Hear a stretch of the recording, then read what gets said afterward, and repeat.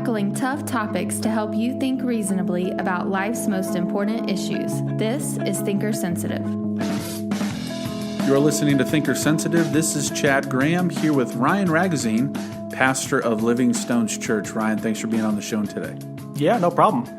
We're here to talk about rhythms of life, and I asked Ryan to be on the show because I think Ryan has instituted a really good balance between the busyness of life and practicing spiritual discipline. So, Ryan, why don't you share with us a little bit about how you balance your life?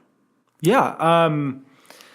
When I think about balancing life as a Christian, I go back to some historical examples in the church. And so I think about this idea of a rule of life, which Saint Benedict in the Western Church kind of instituted a famous rule of life. He wasn't the first to institute a rule of life, but he picked this idea up from others who lived before him. And he instituted this rule of life for monastic living or monastic life for monasteries. And it was picked up in the West, and it became kind of the predominant rule of life for monastic living and for different monasteries in the West during European Christendom. And so the goal of Benedict's rule of life, and the goal of all of these different rules in monasteries and in monastic living, was just spiritual growth, to grow in the Lord and to be united with God. So a rule of life is kind of a means to an end. The goal is spiritual growth and to grow in our Christian walks, to become more like God and become more like Christ. And the rule of life is a means to that end. And so the rule of life is basically like a way of life. For those of you who are planners, you can think of it as kind of a daily plan or a weekly plan or schedule, a routine that we get into in our daily lives and weekly.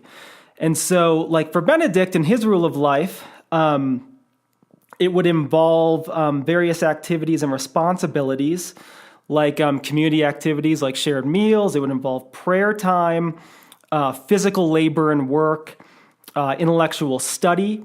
And so all of these things would promote that kind of holistic health in growing in the Lord and growing in their walk with God. And so for us, this may look a little bit different. We are not monks who live in that kind of monastic lifestyle in a monastery, but there's a lot of things that we can learn from this, I think, and take into our daily lives. So it's not necessarily an exact prescription.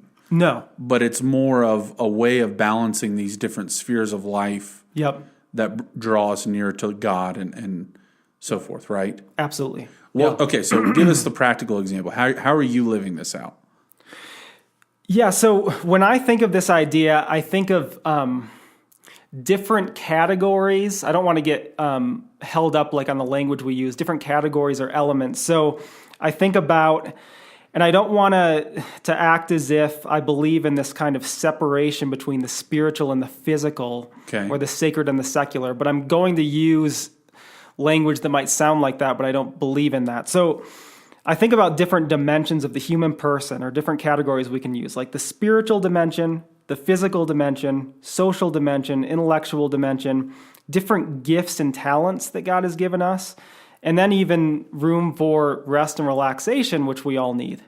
So the theology here is the idea that God is the creator of all things. He's the creator of the human person. And so he's the creator of every facet of the human person, every dimension of the human person. And therefore, he values every dimension and cares about every dimension. So he cares about our bodies. He cares about our souls. He cares about our minds, our relationships, different gifts and talents that he's given us. I think about the parable of the talents, to be a good steward of different gifts or different talents, maybe even like a specific calling that he's put on your life. And then we think about leisure time too. God, in caring about our whole being, wants us to be able to rest and relax. And, so God cares about all of those things, every facet of our being. And so when I think about a rule of life, how can we institute a kind of rule or routine, daily, weekly, that cultivates health in all of those areas and brings all of those things together. I'm giving time to all of those things. So when I think about my spiritual life, and again, I don't want to separate to say that like caring about my body isn't spiritual. Right. Because parts of the whole. Right. Yeah. But when I think about my spiritual life and my relationship with God, I want to devote time daily/weekly to studying the Bible, to praying, these different spiritual disciplines. That might look a little bit different for different people based on their schedules and so forth. When I think about my body, I want to spend time working out, fitness, whether that's daily, weekly, whatever that looks like for the individual. I want to spend time working on my mind, so reading and studying and developing intellectually. Make sure I have a social life, developing relationships. For those who are married, for those who are in relationships, spending time working on that marital relationship or on that relationship with a girlfriend or boyfriend.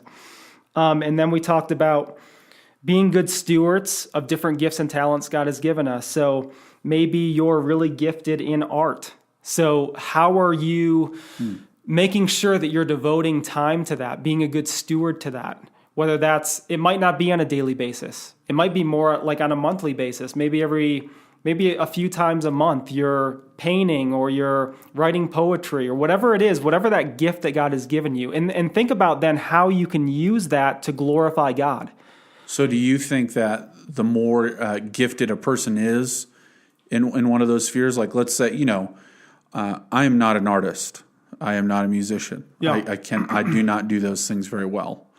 But for someone who is, should they spend more and more time engaging that aspect of their life, depending on how gifted they truly are in that sphere? Does that play into the calculus of balancing things out? I think it can. Everybody is different. So one person might have one thing that they're really gifted in. Yeah. And so I would encourage that person to really cultivate that and spend time in that. Another person might be more multi-talented, might have like 2 or 3 things that are unique gifts. And so how do you balance that? It might look different for each person, but balancing that to make sure that you're utilizing those different gifts throughout your week or in a month or whatever. Because we're responsible before God for those things. Yeah, and I think that's what that the parable of the talents speaks to, is that kind of being a good steward of what God has entrusted us with. That might be a gift, or it might be a calling that God has placed on our lives, or whatever. Okay. So again, tell us specifically how you're doing this. Like, do you have a breakdown of how give us the Ryan Ragozine rule of life here. I do have a breakdown, but I think personality plays a large role in this. Of course. We just want to hear what you do, though. Yeah. So I tend to be a perfectionist, and I tend to be pretty rigid with myself. And so I do have kind of like a very kind of rigid laid out schedule. Yeah. Hit me with it. So I try and work out at least 2 times a week. I try and read the Bible for the most part every day. I try and do concentrated prayer, what I call concentrated prayer, which is different than just kind of general prayer. What I would refer to as concentrated prayer is praying without multitasking or doing something else. So I'm just focused solely on prayer. You're not counting logging time while you're driving or no, I'm not driving. I'm not in the shower. There's nothing wrong with that kind of prayer. We should be praying without ceasing, right? Absolutely. But concentrated prayer, I try to do at least 3 times a week. I usually, what I'll do is I'll devote certain weeks to giftings that I perceive that have come from God, that God has entrusted me with. So I'm a musician and a songwriter. I try and devote certain weeks to music, or as someone who has degrees in theology and studies theology and believes that God has called me to be a theologian, I devote time to like reading weeks or study weeks And as I get back into writing, I'll devote time into have writing weeks that are just devoted to kind of cultivating that gift. Making sure that, I have a social life and I'm developing relationships and friendships throughout the week. I'm trying to think of other categories here that. So your wife, Courtney, does she follow a rigid rule of life schedule, or is this something that would be foreign to her? I don't know. I don't necessarily think that she follows a rule of life like overtly or explicitly like I do. I think that though a lot of people follow a kind of rule of life maybe more subconsciously or implicitly. Yeah. Whereas for me, it's more overtly and explicitly laid out. Okay. Ryan, thanks for being on the show today and sharing rule of life.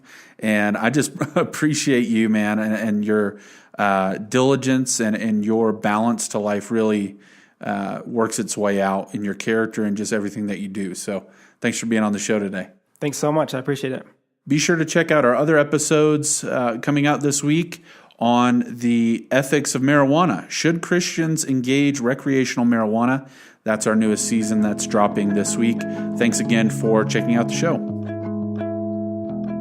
For more Thinker Sensitive content, visit thinkersensitive.com.